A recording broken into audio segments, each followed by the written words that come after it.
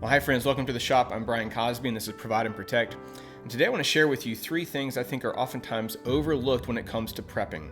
For a lot of people, when they see danger coming or they see a situation that's an SHTF situation or something without the rule of law, whether that's on a global scale, a breakdown of society and our nation, or even a local regional situation, they go and buy up ammo and food and maybe medical supplies and those kinds of things. And that's all good. I'm a firm believer in all of that. But there's three things that I think are overlooked in that discussion and things I think you should consider in your prepping needs. If you've not already done so, please consider hitting that like button. Also subscribing to the channel. Really appreciate your support. With that, let's jump right in. So the first overlooked item in your prepping is physical fitness.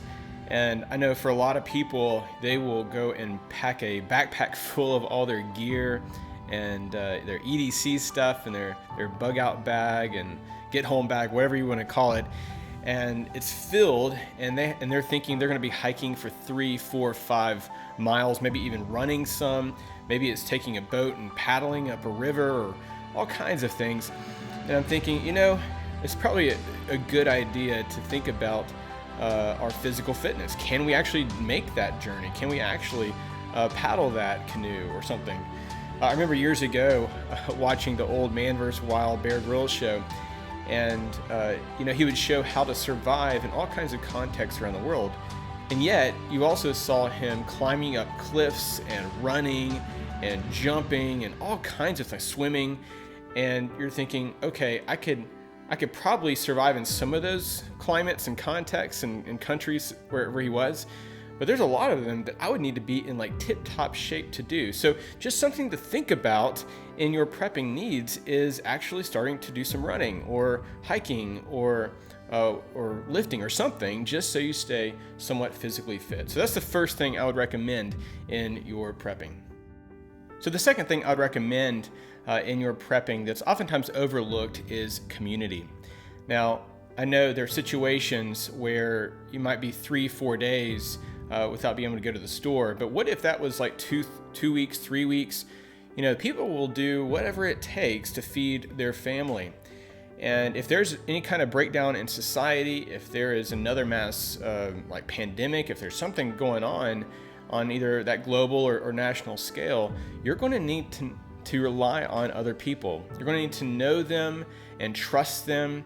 And whether that comes to your own defense, whether it's medical attention, it could be even the diversity of gifts that people have. So someone's a doctor, someone is really good at survival, someone is good at self-defense, all kinds of things. You need the combination of gifts to make it. And also, I would recommend a community for bartering. You need other people if you have a certain amount of supplies of one thing and they've got supplies of another thing, you can trade and barter. So a number of reasons that I think that community is one of the top areas that we need to invest in now before it's too late.